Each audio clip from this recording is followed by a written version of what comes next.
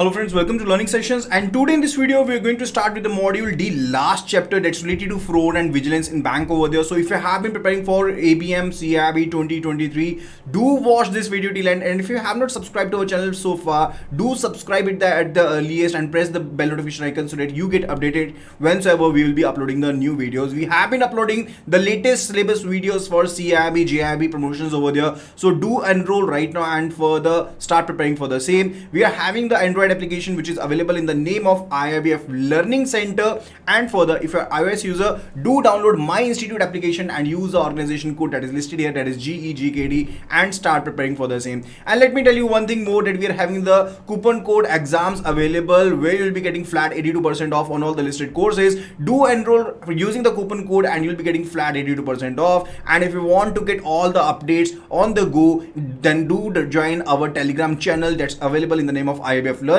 Simply do open Telegram and without space search for IIBF Learning and you'll be finding our channel over there. There we have been sharing our free PDFs over there, so you can actually be getting a lot of benefit of joining over there. So let's start the session over here. It's related to fraud and vigilance in banks over there. So if we talk about the fraud, what is actually related to fraud? So when you basically try to do something that is actually so as to deceive someone, so particularly it could be related to that you are going to hide some important information, or it could be related to that you are particularly presenting some information with an intent to so as to deceive the other party or the agent of the party over there, and you basically induce them into any of the contract over there. So anything actually it's related to, so anything which is there so as to deceive anyone, so as to harm anyone in the particular contract over there, that's actually related to what? That's the fraud over there. Okay, so that's the fraud over there, and it is defined under section 17 of the Indian Contract Act 1881 over there. And further, what is actually included in the case of the fraud over there? First of all, it's related to suggestion, which are basically you're presenting some facts which are not true over there, and further you make the other person says to believe those facts so that they can be entering into a contract with you. It could be related to active concealment of the fact over there, that you're going to hide the truth from them, and further it's not in their right knowledge, so that they are entering not in the contract with the knowledge related to that particular thing over there. That's also particularly the fraud over there. And further, if you made a promise but you're not having any intent so as to perform that promise over there, that's also fraud. And any other thing that can actually be there so as to deceive anyone, or it could be such act which is actually omission as a law specially declares to be fraudulent over there, that's also covered in the fraud over there. Okay, so that's actually related to definition of fraud. And further, RBI has actually made the classification of fraud based upon the provisions of the IPC 1860 over there. So as per IPC 1860, RBI has made the classification. So it's related to what? It's related to if you are basically letting the other people having the access to the unauthorized credit facilities. Let's say that person A is here who visited your branch, and further he wanted a loan, and further the loan was granted to him without procuring any of the securities over there. Definitely it's a fraudulent activity over there. And further, if there is negligence and further cash shortage, let's say the case there was a cash shortage of rupees 25,000 or maybe rupees 1 lakh, and further the cash was just closed. Okay, so that's actually related to what? That's actually a fraud over there, because person was having the malified intention in that particular case. If you're doing the cheating and you're doing to basically fraud is being done so as to basically represent any of the instrument over there, so that's also what? That's also a fraud over there. If there is irregularity in foreign exchange transaction, that is also a fraud. And further, any type of the fraud over there which is not coming under these particular heads over there, but still it's kind of the thing which is there so as to deceive the parties over there, that's particularly will be called as fraud over there. And this classification is made by the Reserve Bank of India, and that is based upon the provisions of IPC 1860 over there. Okay, so that's actually related to it.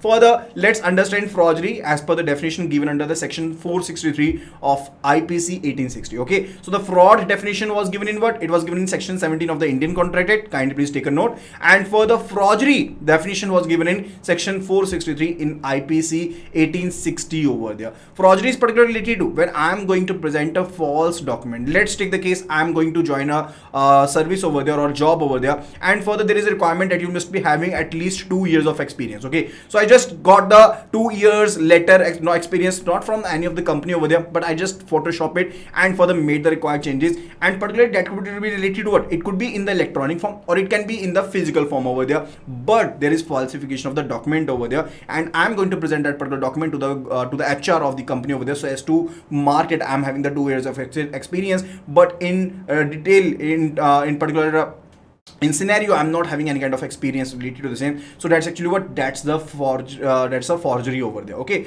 that's a forgery over there. And forgery can be elaborated was, it is particularly related to making a false documents as to commit a fraud over there. It could be basically that we are going to produce a document which is in a false fictitious person. Let's take the case that for COVID-19, as per the COVID-19 guidelines, you do require a health certificate so as to commute between the different states over there, and you just did the Photoshop over there, you did change the name and all the things over there, and further that's also amount to forgery over there. And further it could be related to that you are going to combine the instruments over there and you going to alter the name of the pay in the check over there, that's also forgery over there.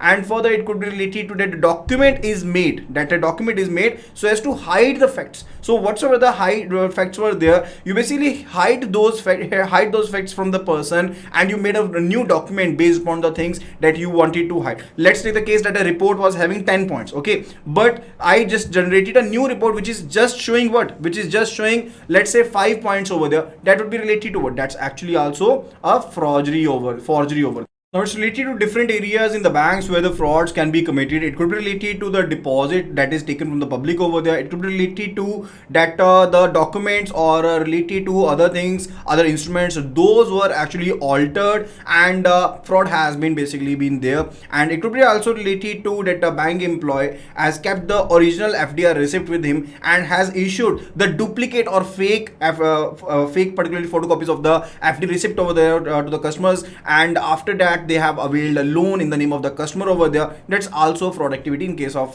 deposits over there. And if we talk about the advances, in that particular case, it could be the case that on the part of the borrower, it could be the case that they have presented or they have submitted the wrong documents or particularly fake documents so as to get a loan, or it could be the case that they have particularly discounted the fraudulent bills over there. Okay, fraudulent bills were there and those were discounted. It could be related to the case that the pledged or hypothecated goods have been removed. It could be the case that the funds have been diverted. Funds diversion means what? Let's take the case that the loan was sanctioned for CC limit, and further that was to be used for procurement of the new stocks, etc. But it was used so as to procure a capital asset over there. That's also what? That's also a fraud over there. And it could be related to removing the security. Let's take the case that security was there and that was removed without the consent and without the knowledge of the bank over there. That's also fraud. And falsification of document, I have already told you. And if there is forgery of the export documents like LC, airway bills, or whatsoever the negotiable bills are there, those have been basically faked. Okay, it could be also related to identity theft. That person A says that he is Parshottam, but he is not Parshottam. Okay, but he represented himself as Parshottam over there. That's also what? That's also the fraud over there. Then it's related to transactional areas. Now transactional area is related to what? Today era we have been using internet a lot. Okay, everything is actually interrelated over there. Let's take the case that the employee has particularly installed the mobile application in his own mobile. Okay, registering from the customer number. Let's take the case that there was an illiterate person who visited the branch. There was an illiterate person who basically visited the branch over there. Account was opened and mobile application or mobile banking was activated, but the application was actually installed in the employee mobile itself and registration was done. Now particularly the customer will not be aware that his particular account is now available with the employee itself, and further definitely that there can be a fraud. It could be related to creating the known existing users on mobile financial services platform. So known particularly existing fake users were created, so that is also related to what? That's also related to transactional area where the fraud can be committed. Like it can be actually in the case of the outsourced activity. Like for most of the banks do what? They particularly do contract with one of the fintech company who is going to actually develop a mobile application for them.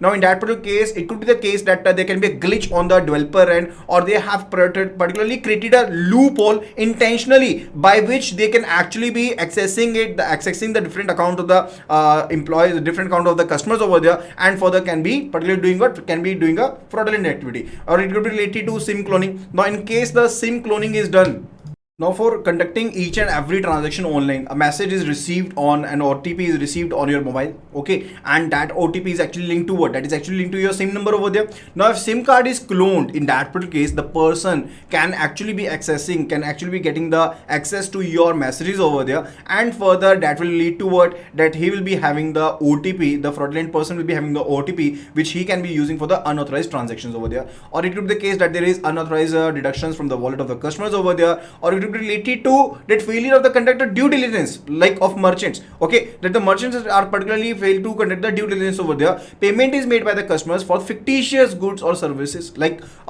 merchant is available over there, and you're not basically concerned about that what this particular merchant is selling. Is he actually be selling goods over there or not? Okay, so it could also be the case that you can be on the website on online, and further you purchase the goods and services from there. Let's take the case that iPhone 14 was available. iPhone 14 1 TB variant was available on the website at just rupees 65,000 over there. Brand new piece that is available online. Okay, and I just did purchase the mobile from there, but never a mobile was shipped to me. Or even if a mobile was shipped, that was not an iPhone, that was actually some different phone, and further that is actually related to what? That's actually related to fraudulent activity that can be conducted online. It could be related to debit card skimming. Debit card skimming is related to when you will be inserting your debit card into ATM machine or into POS machine. In that case, it could be the case that it can be cloned, or it can actually be you can say duplicated, and further can be used thereafter. ATM frauds are thereafter very common, where they have been implementing, or they have been particularly deploying different instruments over there so as to do the fraudulent activities.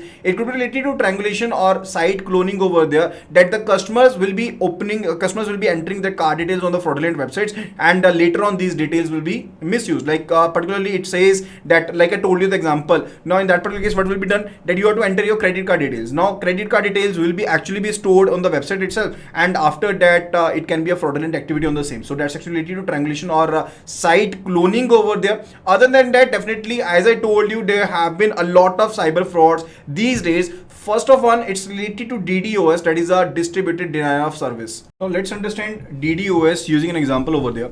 Let's say the case that there is actually big bonanza sale on xyz.com. Okay, so there is some website, and there is a offer that is going on this particular website over here, and further particularly everyone wanted us to purchase the products. Okay, now what happened, that 10 lakh anonymous users other than the actual users over there, those were bombarded on this particular website. Now this particular website could handle up to, let's say, 7 lakhs of the users over there. It could handle up to 7 lakhs of the users over there, but now 10 lakhs of the persons are there, which are actually not the real users over there. Those are the bots over there which have been visiting this particular website, and there is actually this website crashed over there. Now particularly there was distribution of the resources, and particularly this website still crashed because it was not able to manage the unusual activities on this particular website. And this particular actual users which actually with the intent of purchasing the products from this website were not actually available, it was not possible for them so as to purchase the goods from there. Okay, so that's it. It is a DDoS. Okay, so that is actually that is the DDoS. After that, it's related to social engineering techniques, social engineering attacks. It's particularly related to it can be phishing, it can be wishing, it can be smishing, or it can be anything. Now what is actually phishing, wishing and smishing? I'm just telling you once over here, because these topics again will be covered in this topic later, so we will not be covering it there. Okay, so first of all, it's related to wishing. Now wishing is actually related to when some person will be calling you, and the person impersonates himself as a security agent or as a bank personnel over there, like a fraudulent credit card or debit card particular call over there, that your debit card or credit card will be blocked if you will not be giving the OTP over there, something like that. That's actually where a voice call is there, and particular person is calling you, that is impersonating himself as a bank employee or something else. Okay, so that's a wishing. And what is the case of smishing? Smishing is particularly related to when you will be receiving the SMS over there, a text message is received or a WhatsApp message is received that particularly says that you have won a lottery, that particularly deposit this particular amount over here so as to participate. it or something like that. That's actually what, that's actually the SMS. Okay, and further it's related to phishing. Now phishing is actually not that particular phishing where you're going to catch the fishes over there, but it's related to the content that you're going to basically have a website, you'll be cloning a website, and that particular website will be just looking like a particular actual website over there, but it's not an actual website. Let's take the case that there is a one website that is facebook.com, okay, and there is another website that says facebookbook.com. facebookbook.com.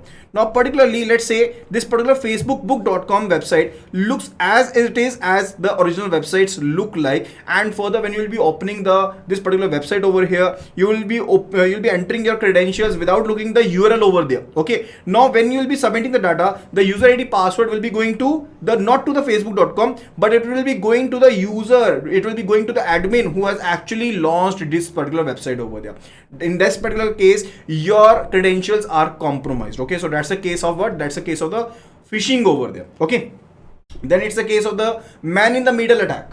Man in the middle attack, as the name suggests, that there will be someone in between the server and the actual user over there. Okay, so let's take the case that we are having the user over here, and the user is sending the commands to the server over there, and server is actually sending the response to the user over there, but there is some person in between who is actually passing this particular information to the server and then receiving the response from the server, then passing it to the user over there. Okay, now in this particular case, the person in between is what? This is the man in the middle. This is the man in the middle over there that is going to receive the data, whatsoever data is being sent by the user, and the response is being sent by the customer over there. So that's the case of what? That's the case of the man in the middle attack. Now when you are sending the private data or secret data or the confidential data over there, definitely that is compromised in this particular scenario.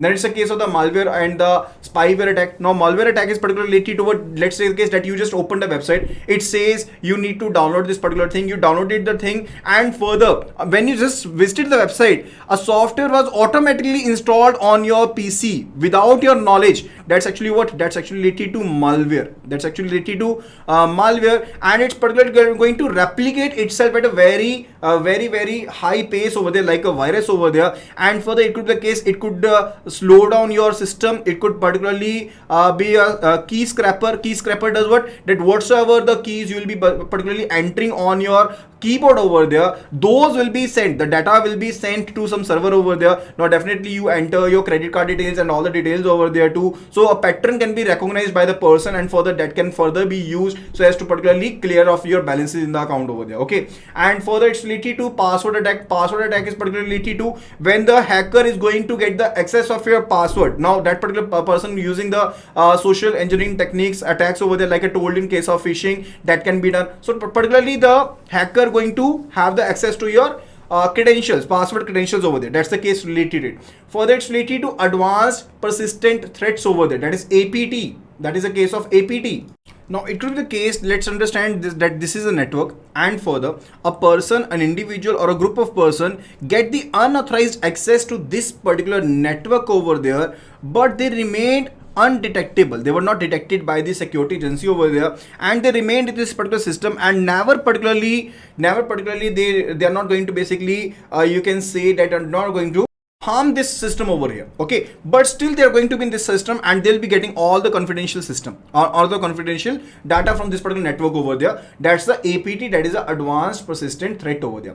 Then further it's a case of hacking, which are also said to be hacktivists. Okay, so this can be the different type of hacking can be there. It can be the black hat hackers, it can be the gray hat hackers, or it can be the white hat hackers. Okay, now what do you mean by the black hat hackers? Black hat hackers are going to get the access of all the data. They are going to get the access of all the data from some particular website without the knowledge of the admins over there, without the consent of the admins over there, and they're going to use this particular information for unethical purposes. Like let's say that the information was taken from cred.com. Okay, cred.com, which is maintaining the credit card data of millions of customers over there. Let's say in case some hacker actually hacked the database of this particular website and hacked the data out of it, okay, without the consent, definitely, okay, and is going to basically use this data so as to sell this data in some market, or going to particularly use the credit card data so as to particularly done the unauthorized transactions. That's actually the black hat hackers. When the person is using it for the ethical purposes, when the purpose is using for the ethical purposes, it is the same thing is said to be what? The same thing is said to be the white hat hackers. The white hat hackers do the hacking techniques within the knowledge scope of the admin over there, okay, and nothing out of it. That's the ethical hacking, okay. That's particularly white hat hackers. And gray hat hackers is related to that they will be doing some of the transactions which will be in the scope of the black hat hackers, and some of the transactions which are in the scope of the white hat hackers over there. That's actually the gray hat hackers, okay. Further, it's related to malware. I have already told you. Ransomware. Ransomware is particularly related to what? That you're basically going to block the access, okay. Let's take the case that here is a banking network and some hackers actually block the access to this particular server over there. Now the bank is not able to particularly get the access of this server, and they're asking the money for it. That first of all, do pay the money, then we will be giving the access to you. That's actually the ransomware. Then for the crypto ransomware, where the valuable files in the system, those will be particularly blocked and the user will not be able to access them, and that blockage is particularly supported by the crypto systems over there, or the crypto we can say whatsoever the crypto logics are, they are based upon that, and that's what they are basically going to ask the money again for the same, that they will be releasing the files only if the person will be paying the amount to them. That's actually the crypto ransomware.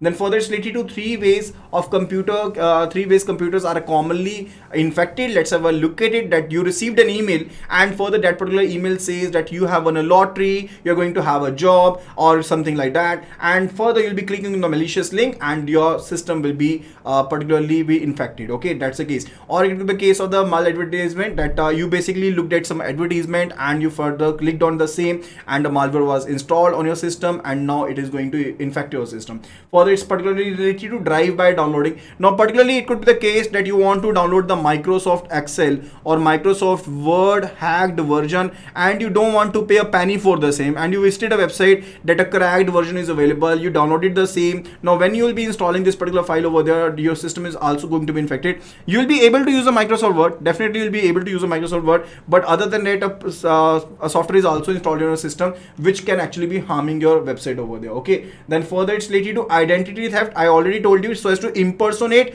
yourself some other person over there. That's a identity theft. Now this identity theft can also be there online. Let's take the case, there is a celebrity, Virat Kohli, and for the you particularly basically impersonated their account. Now this is particularly what? This is actually a crime over there. This is a fraudulent activity, and you further asked money from the people saying that I am Virat Kohli, captain or something, or cricketer over there, so give me this particular amount over there, or help some person. So particularly you basically actually launched a fundraiser, okay. So actually you raised a fundraiser. That's a fraudulent activity you raised over there, and that's not a genuine one over there. Let's say the case fundraisers are actually genuine enough also, but it is the case that you are having a fraudulent or a maleficent intention. So you impersonated Virat Kohli first of all, and then you basically launched a fundraiser, which is a fraudulent activity, and you're going to just raise the money and further not going to use that particular money for the said purpose over there. That's actually the case that can be there. And further, it's related to different ways identity theft can happen. It could be the case that your address information is taken through by way of survey or by phone calls or by emails over there, or it could be the case that you just had a survey at the restaurant and all your information was given to them, or it could be the case that a person's getting a call related to the same and they say that you have won a lottery or something like that, and further this particular information is now with the company over there, which can be used so as to impersonate you, okay. And criminals actually do what? That let's say the case that they do theft my identity, my address, my all information, and they contacted the other person saying that this particular thing is now available. And further, let's say the case that there was actually there was a Telegram channel which was operated by one of the person who particularly impersonated learning sessions, okay, saying that I am a owner of learning session, and further I'm going to provide the courses at a very cheap rate right now, okay. He said that whatsoever the courses which were available, let's say for 3,000, he provided the course for 300 over there, but that was an old course over there. But he basically said he will be providing, people trusted him and paid the amount, he provided an old course to them, okay. So that can be the thing, and that's also a fraudulent activity over there. Now let's have a look at the other present day cyber crimes which are actually there. First of all, it's related to RAM scrappers. A RAM is what? This is a random access memory. When we talk about the RAM, you are actually having the two type of memories in the phone, in the laptop also. That's first of all, it's related to random access memory, and the other one it's related to ROM, which is actually our SSD or hard disk over there. That is a ROM over there. Okay, so whenever we say that we are having 4 GB of RAM, that is actually the random access memory, and whatsoever you're typing or whatsoever the activities are being performed right now in real time, those are stored in your RAM over there for a volatile. This is the volatile memory, and your data is stored over there. Let's take the case of a POS machine, that is a point of sale machine over there, and you swiped over card over there. Now definitely the card credentials and all the details will be stored in the RAM over there for some particular time period. Okay, and this particular RAM data was then scrapped over there and further passed on to some admin who is going to process this particular data and particularly can be doing the wrongful activity. Okay, so that's a RAM scrapper. Further, it's related to sniffing. Now sniffing is particularly related to what? That you are going to watch everything in the network. So you are actually you have actually deployed yourself on the network over there, and you're going to see the flow of information, that how the information is flowing, where the data is going, the username, passwords, and further the credentials over there, and you can be using that particular information, you can be changing that particular information. That's actually related to sniffing. And what do you mean by spoofing? Spoofing is actually related to what? That spoofing is actually the message which is actually sent from an unauthorized person, claim to be a trusted person over there. So we are basically going to impersonate yourself, and that's actually the spoofing over there. You must have seen the movies Spoof, where the person try to impersonate the characters of the movie over there. That's also a spoof over there. This is also the case in the case of the cyber world. Okay, and like whatsoever the you basically got a call and the person says, I'm particularly Citibank person over there. That's a term which is actually there, which is spoofing. Okay, and phishing I've already conveyed to you. Phishing is actually related to what?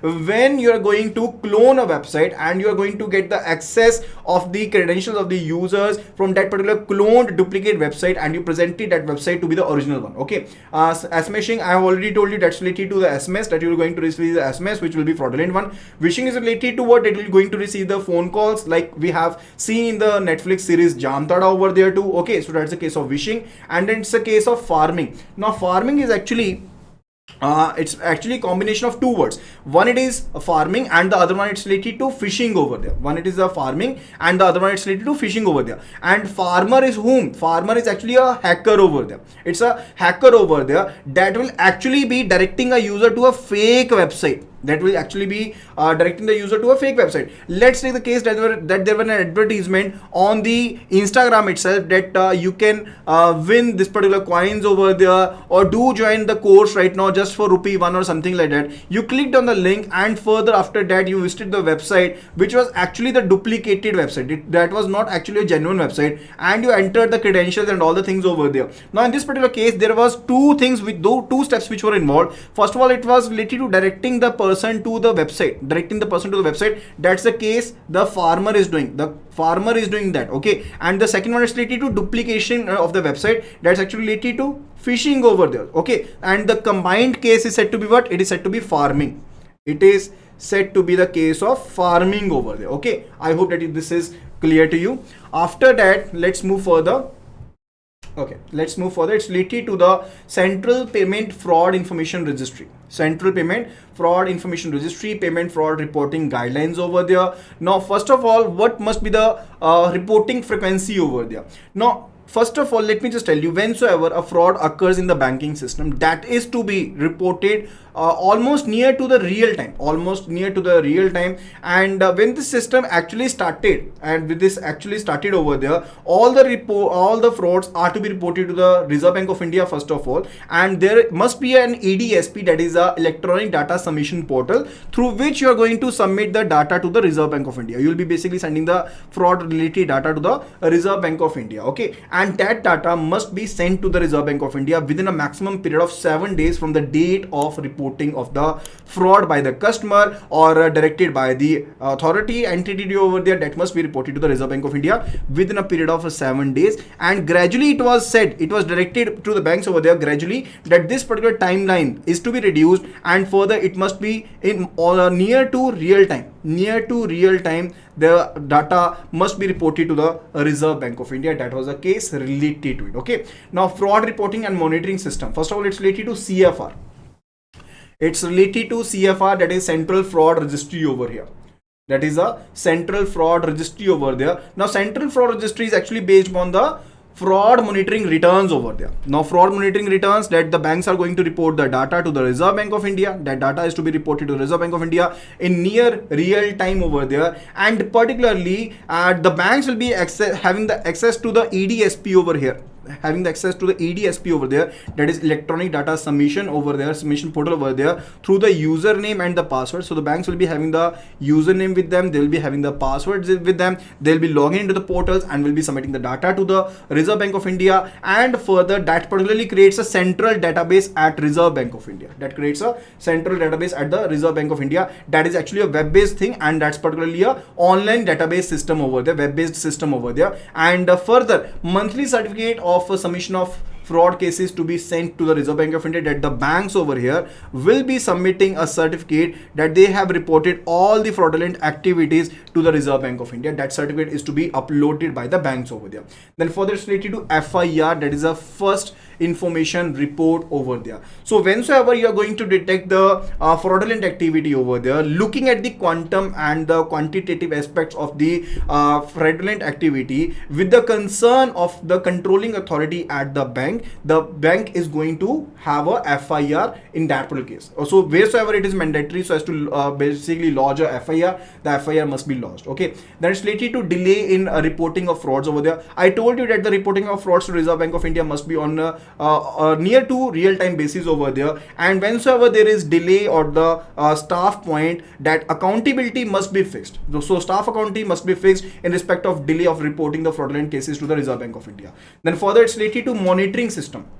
Now two types of you can say reviews to be done. One, it is a quarterly review, and the other one, it is a annual review. So monitoring is done through two type of reviews. One, it is a annual review, and the other one, it is a quarterly review over there. Now in case of the quarterly review, whatsoever the frauds are there, whatsoever the information is particularly disseminated by the banks to the RBI over there, that must be reviewed, and that should be placed before the audit committee of the board of directors over there by the banks itself. They must be reviewing the same, and further it could be related to, that's a quarterly review, and other than that, it's a annual review. It's related to annual review. So note related to the frauds will be placed before the local advisory bodies over there, board over there, or to the bank board itself. Okay, so two type of we can say reviews are there. One, it is the annual review, and the other one, it's related to the quarterly review over there. Okay, and further, it's related to the main aspects of to be taken while reviewing. That's first of all related to that it must be taken into account that the bank is having the adequate resources with them so as to detect the frauds.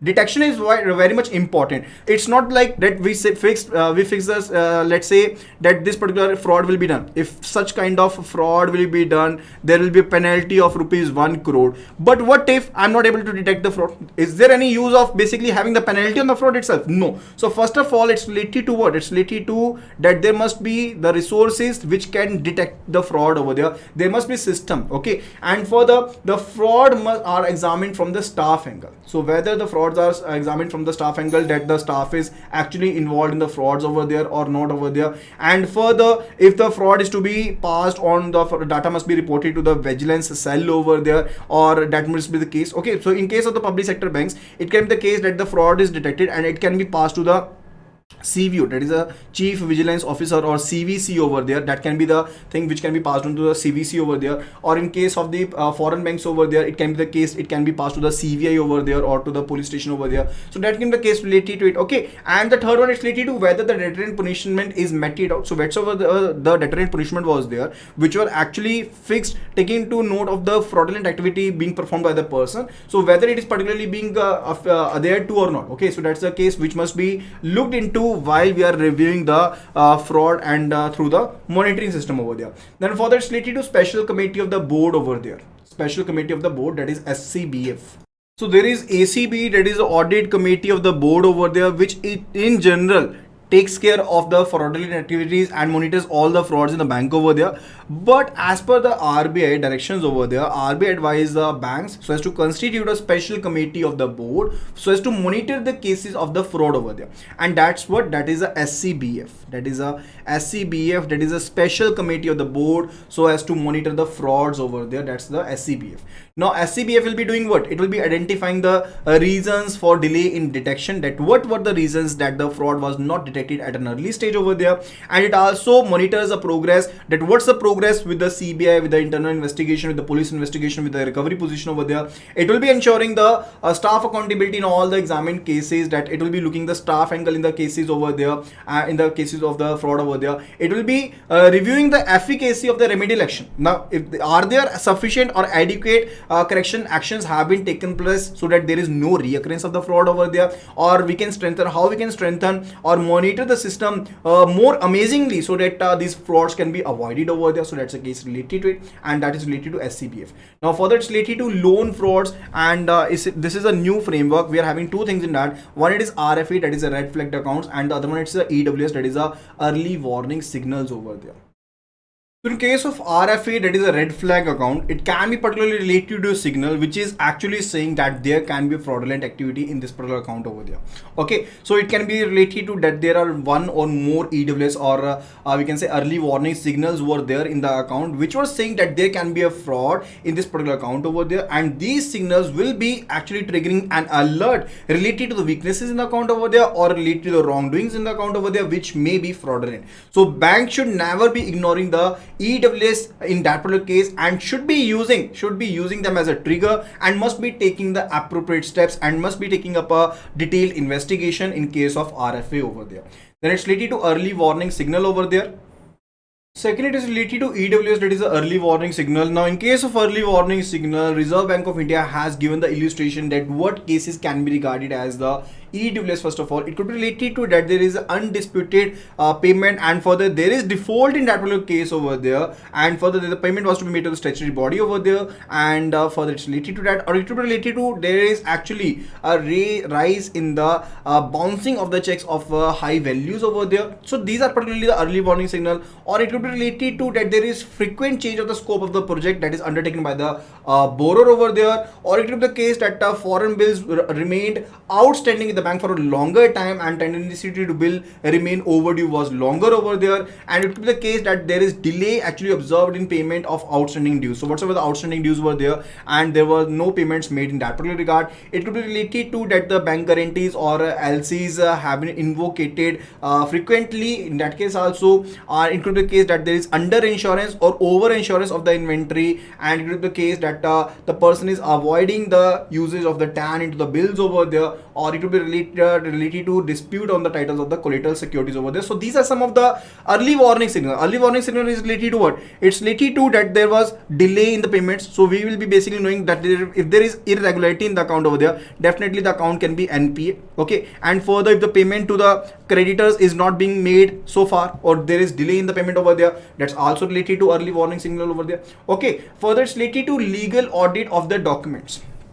Legal audit of the documents over there. So all the credit exposures, whether it is particularly fund based or non-fund based, and where the amount is above rupees 5 crore or equal to rupees 5 crore, there must be legal audit and re-verification of the title deeds. There must be legal verification of these particular title deeds, and that's quite necessary over there in that particular regard. And further, vigilance function in the banks over there. Vigilance function in the banks over there. So what do you mean by vigilance? Vigilance is actually a word which is derived from vigil over there, which is particularly related to that you must be attentive enough, you must be watchful, you must be cautious so as to detect the danger, and you must be alert related to the same. That's actually the vigilance over there. So bank is actually an intermediate which is having the deposit from the public and further is using for the lending and investment purposes, and definitely if there is misusage of the funds, that will basically not be into the interest of the depositors over there, and that must be taken care of. So that's why the vigilance function must be there in the banks over there. So there are three types of vigilance which can be there in the bank. First of all, it's related to the preventive vigilance. Now it's quite important because there is actually, it is going to set up the procedures and the systems so as to particularly restrain the acts of fraudulent activities over there or wrongdoings in the business over there. That's actually related to preventive vigilance. One, it is the second one, it is related to detective. Detectives is particularly related to that they are going to scan the complaints, they are going to scan the audit reports over there, inspection reports over there. They are going to particularly detect the corrupt and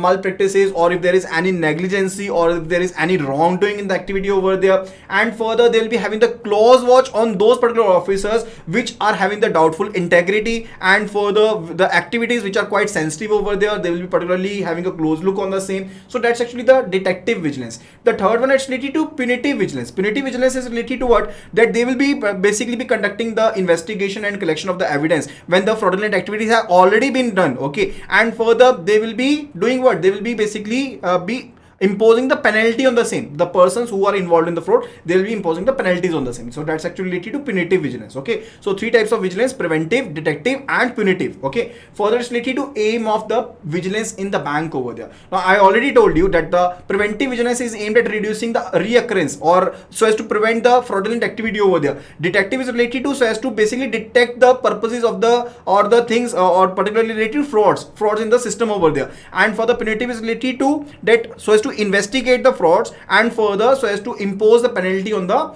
people who were involved, okay. And detective and punitive vigilance are strategic complements to each other.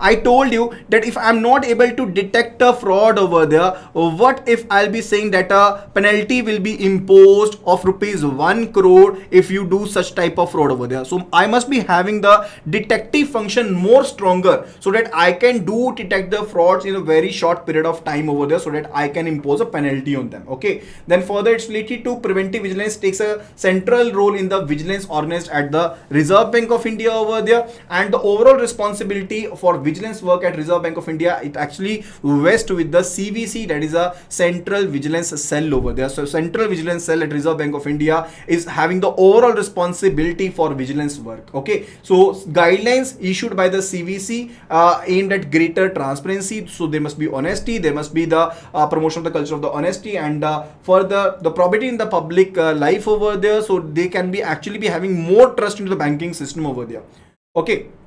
Now let's have a look at the objectives of the preventive vigilance. So prevention is better than cure over there. Definitely there must be rules, there must be regulations, there must be procedures, those must be followed. And further, if these rules, guidelines are abided by, definitely there will be lesser frauds in that particular case. So preventive vigilance actually set up the procedures and the system so as to restrain the act of fraudulent activity and the unethical things to be done over there, and restrain the misconduct of the various areas of the functioning of the organization over there. And what measures can be there so as to emphasize?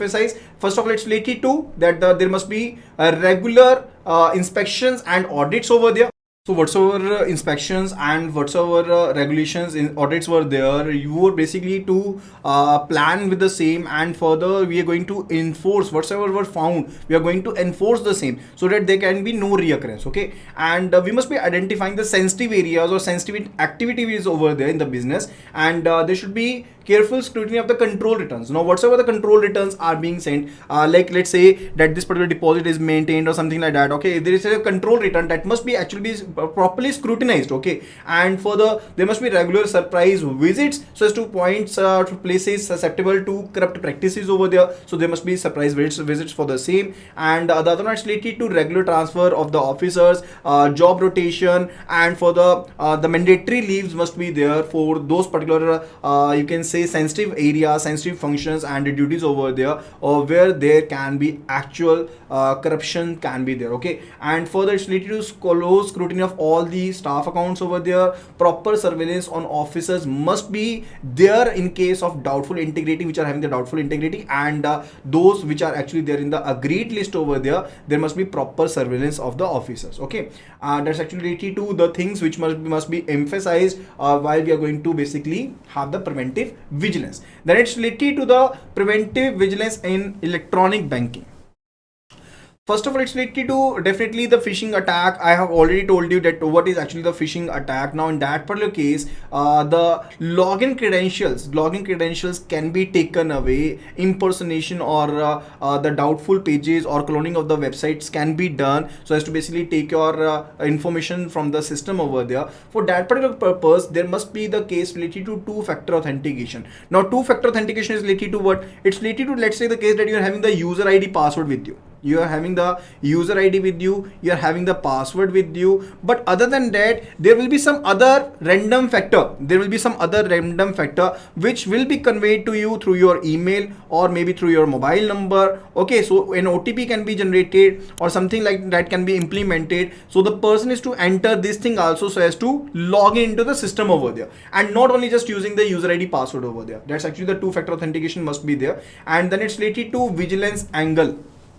Now I told you that in case of the PSUs, in case of the PSBs, we are having the vigilance, and further it is a CVC of the Reserve Bank of India, that is a chief, that is particularly related to what, that is a vigilance cell, that is particularly related to the vigilance cell over there, central vigilance cell over there in the Reserve Bank of India, and CVO will be heading the same.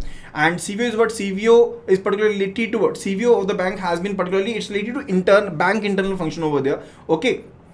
So CVC is at the Reserve Bank of India, that's particularly the Reserve Bank of India department. Okay, and further at the bank level, if we look at, we will be having the CVO. There is a CVO, that is a Chief Vigilance Officer of the bank, has been authorized so as to decide the existence on a vigilance angle in some particular case. So if there was some fraud case over there, let's say the case that there was a fraud case, and further you want to check if there is to be a vigilance angle in this particular case or not. So the authority is with the CVO, that will be a bank personnel, So CVO, that is a Chief Vigilance Officer, will be a bank personnel which will be looking into the thing that if this case to be forwarded to the CVC or something like that or not. So it must be having the vigilance angle or not. Vigilance angle means what? That it must be investigated in that particular direction or not. Okay, so actions deemed to have the vigilance angle, demanding or accepting gratification. So let's take the case that person is actually receiving the money or bribe from the persons over there or from the customers over there so as to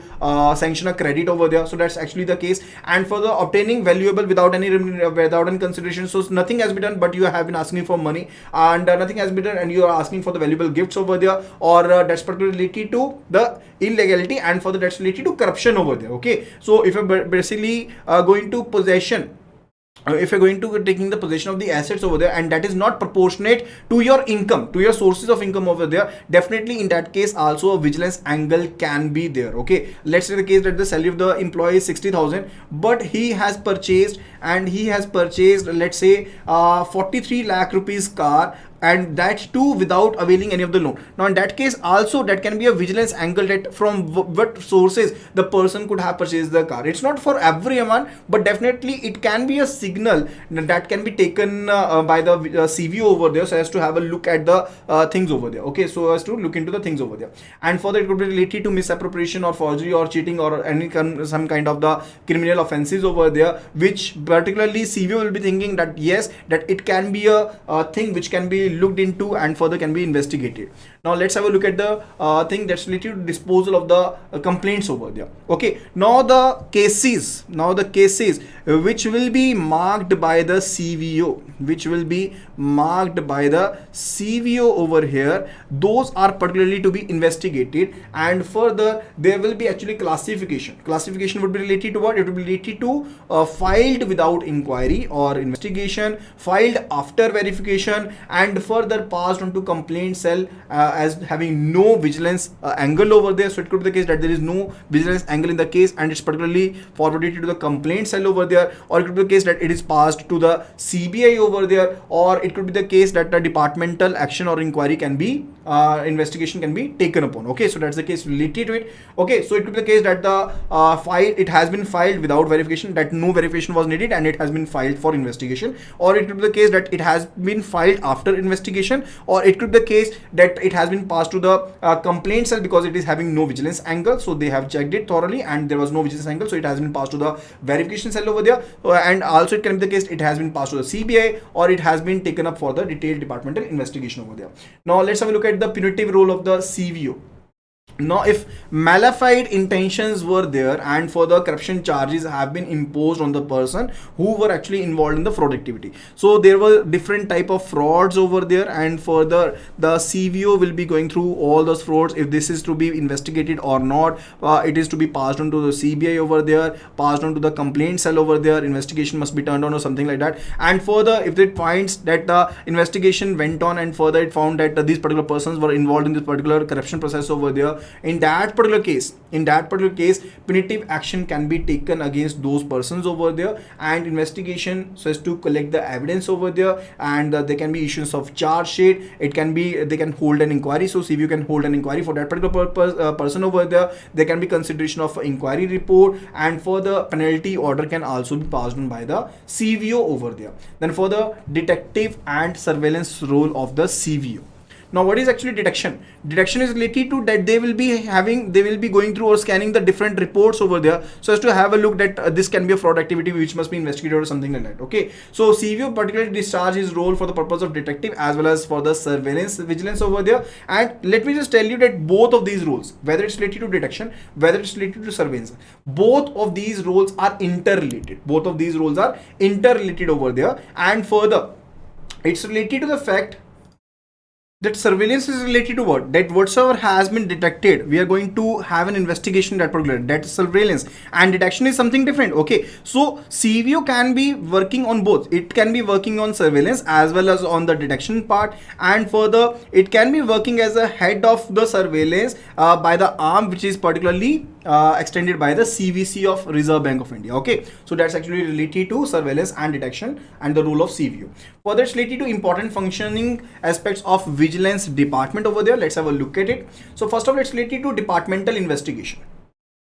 So as I told you that the CVO of the bank, CVO, that the Chief Vigilance Officer of the bank, that will be particularly investigating the irregularities or any wrongdoings over there or the fraud over there, and the decision is to be taken that whether an investigation will take place or departmental inquiry will take place. That is actually related, and once it has been decided that investigation will be taken upon, and it's particularly related to what? Investigation is what? It's related to fact finding. It's related to fact finding so as to determine that is there any substance, is there any actually substance which is actually related to the allegation over there. Like let's say that there is a fraud case, fraud case over there, and so as to investigate, it's related to that we'll be collecting the data. We will be collecting the data, and so as to make sure whatsoever the charges which have been imposed, are they true or not? Are they true or not? That's actually related, and that whatsoever the allegations have been made, are they true or not? That's actually related to the thing over there. And for the during investigation, the concerned official employee that can be given an opportunity so as to tender his version of facts over there, and that's the thing related to it. That's a departmental investigation, that at your departmental level you're going to investigate the things over there.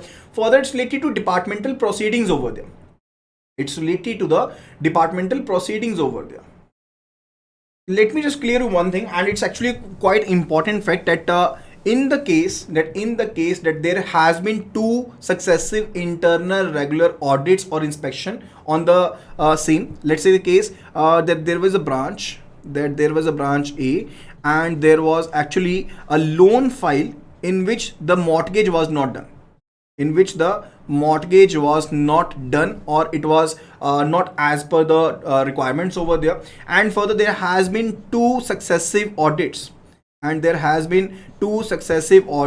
inspections in the branch has already taken place, but still that is not identified.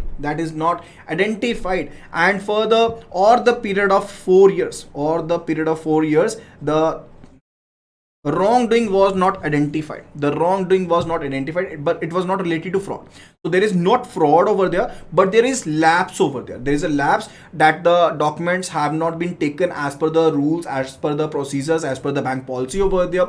And further, it was not reported, or it was not detected for a period of 4 years, or for a period of two successive audits or inspections over there, whichever is later. Okay, so if that's the case, in that particular case, no disciplinary proceedings can take place. No disciplinary procedures can take place against the person who is particularly responsible for the lapse over here. Okay, but that's the thing. That's only for the regular policies and procedures that you have particularly used, or have not particularly followed the same. Okay, but it's not actually this particular time limit is not applicable in case of frauds. So if there is fraud, whether it's related to 4 years or 10 years, fraud is a fraud. Okay, and also if there is a criminal offense, and also the cases where the malafide were inferable, that you can infer that this particular thing was done because of the malafide intention, in all those cases the time limit will not be applicable. Otherwise, the time limit is either for 4 years or for two successive audits and inspections over there, whensoever is later. Okay, so that's the case related to it. And further, let's have a look at the role of the disciplinary authority, that is DA.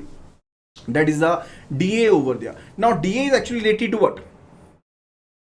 DA is the disciplinary authority over there. So DA will be particularly be initiating the action. So whatsoever the recommendation which has been made by the CVO, particularly the DA, that is the disciplinary authority, will be initiating that particular action over there, and further they will be applying their independent and unbiased minds as to take up the decisions over there. So the CVO particularly passed the judgment related to that the investigation must be going on, departmental inquiry must be going on, and that recommendation was given to DA over there, but DA will be applying their own mind and further their own independent system over there, so as to particularly go through the things. Okay, and further it's related to the role of vigilance department. Now vigilance department, that is the VD over there, it will be providing assistance to the disciplinary authority over there, and it will be providing assistance, expertise and advice to the DA over there. Okay, and further it's related to inquiry proceedings over here.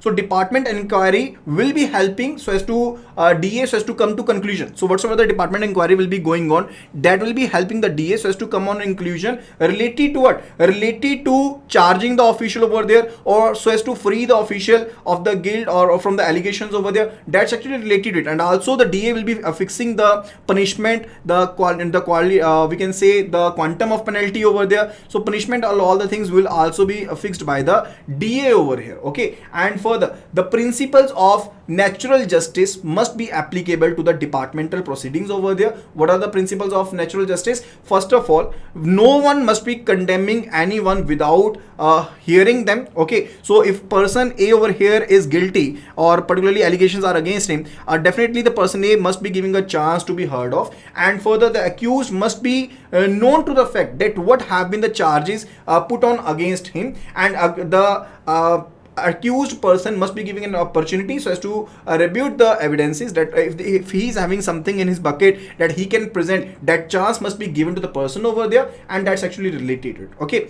further it's related to quantum of punishment. So DA, after going through the departmental inquiry, will be affixing the punishment, the quantum of the punishment or the penalty on the person over there, and that will be particularly related to what? That will be the thing that will be done at the DA, that is the disciplinary authority over there. Okay, and further it's related to major penalties in case of officer category staff. So they can be, in case of the officer category staff, they can be asked for compulsory retirement, they can be removed from the services, and which shall not be disqualification from the future employment. So they can be removed from the services, but they can be future employment also. Okay, or they can be removed from the services without particularly for the with the disqualification from the future employment, that they further cannot be employed. Okay, so that's the case related to the penalties, major penalties in case of the officer staff over there. And in case of the award staff or employee over there, in that particular case, they can be dismissed without the notice over there.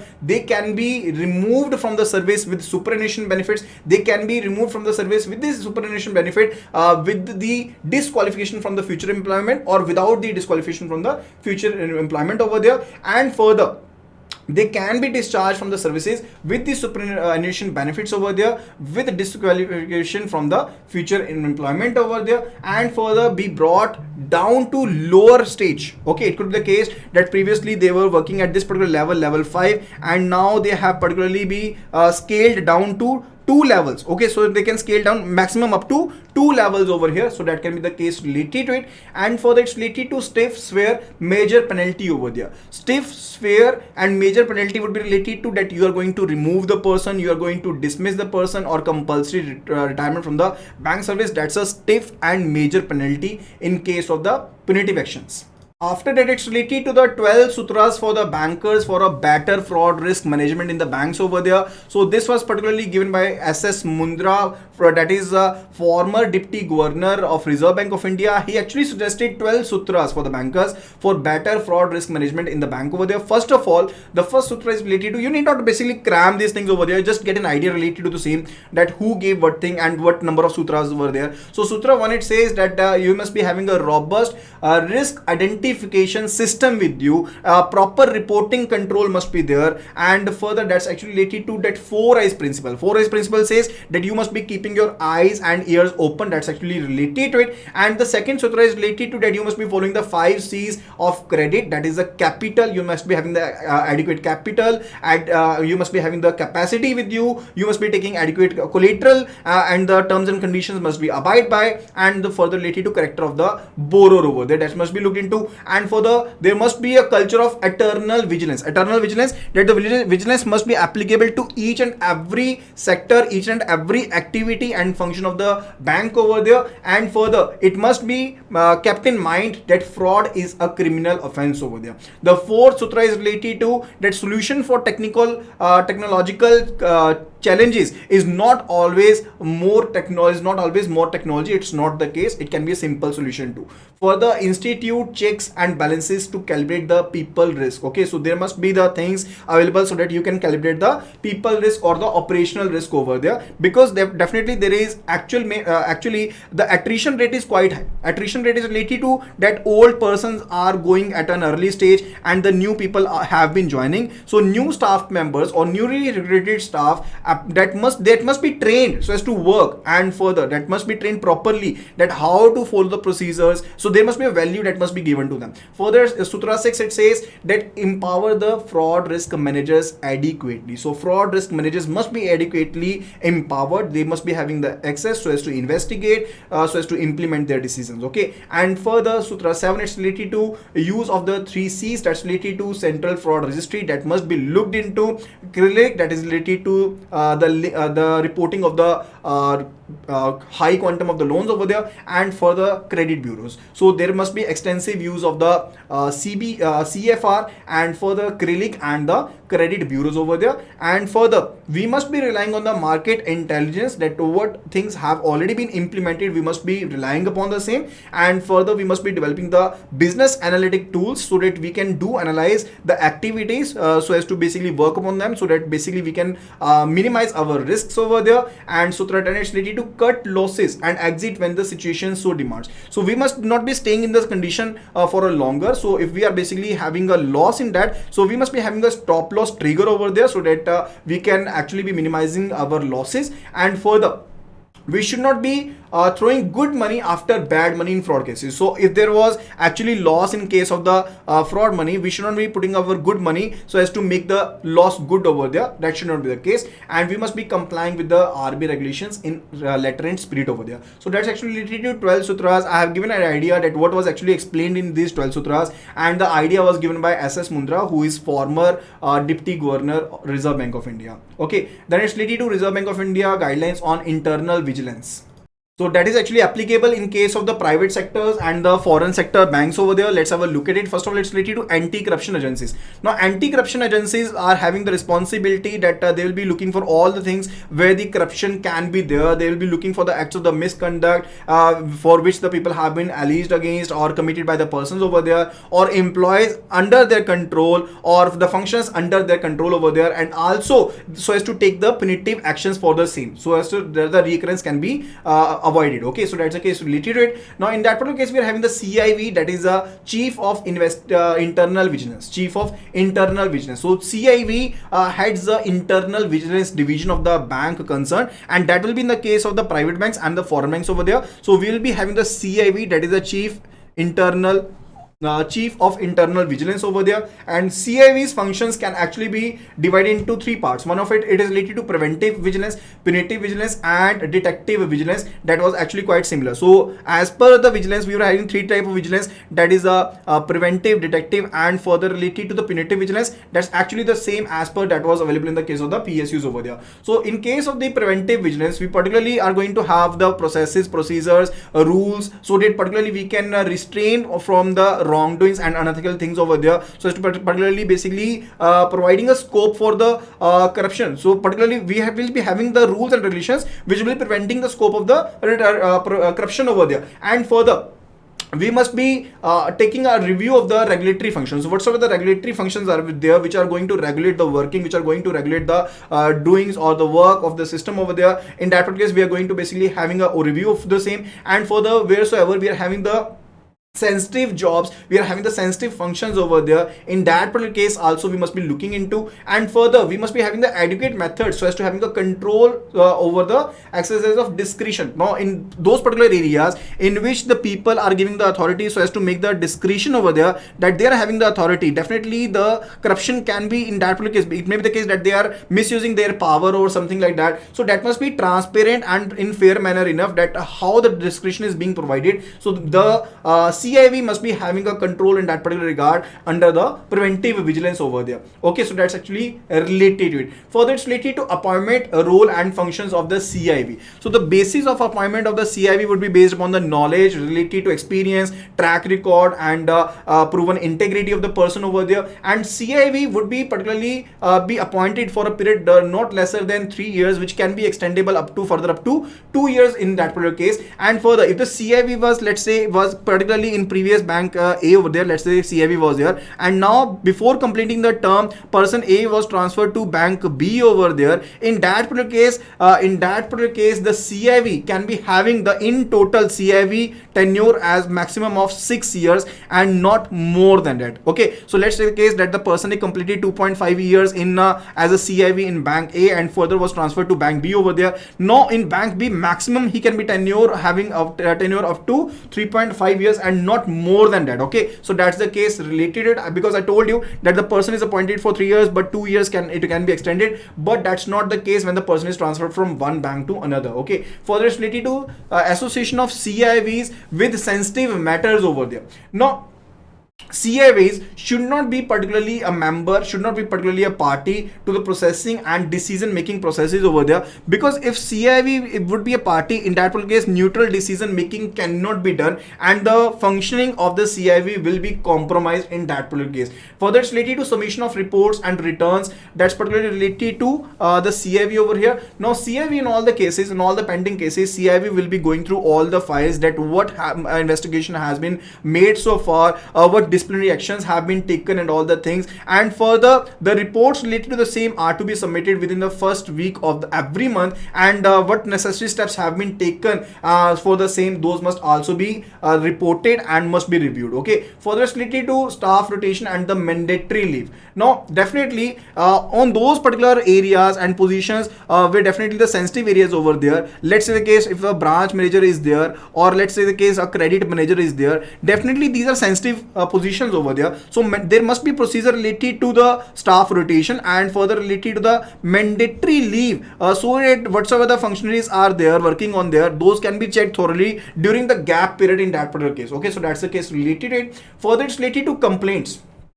Further, it's related to the complaints over there. Complaint is actually related to what? It's related to that you have received some information related to corruption, related to malpractices, related to wrongdoings on the part of employees from whatsoever the source you're receiving the information, that will be particularly received as complaint over there. It may be the case that you must have particularly identified it through the reports, or it could be the case that you particularly have received the information through email, through SMS or something other source itself, or it could be the case that through the press or through the media you get to know about it. That's also a complaint over there, and information can be received from any of the sources. It could be from the employees itself, or it could be from the public over there. It could be from the department inspection reports over there. It could be from the scrutiny of the annual reports over there. It could be from the scrutiny of the transactional reports over there. It could be through the irregularities which were reported in routine audit of the accounts over there. So these can be particularly be combined as complaints over there in case of the written information that is particularly available. That can be a written information, that can be an audit report, that can be a complete report, that can be from the employees, that can be from the public, from any of the sources over there. So if information related to wrongdoing or corruption is received, or malpractices is received, that's particularly related to that's particularly related to the complaint over there. Then for the investigation agency for conducting the investigations, so it will be necessary so as to decide whether the allegations should be inquired into departmentally or whether police investigation is necessary. That is actually the decision that is taken by the CAIIB, and that is the Chief of Internal Vigilance over there. So that's actually related to this particular chapter. I hope that you must have learned the concepts related to the same. So do rate the video at the earliest, and I hope that you must have learned the concepts. So do enroll right now and start preparing for the same. And you can download our Android application, which is actually available in the name of IIBF Learning Center. And if you're an iOS user, do download my institute application and use the organization code GEGKT and start preparing for the same. And do enroll now, use the coupon code exams so as to get flat 82% off on all the listed courses. Thank you so much, and see you again in the next video.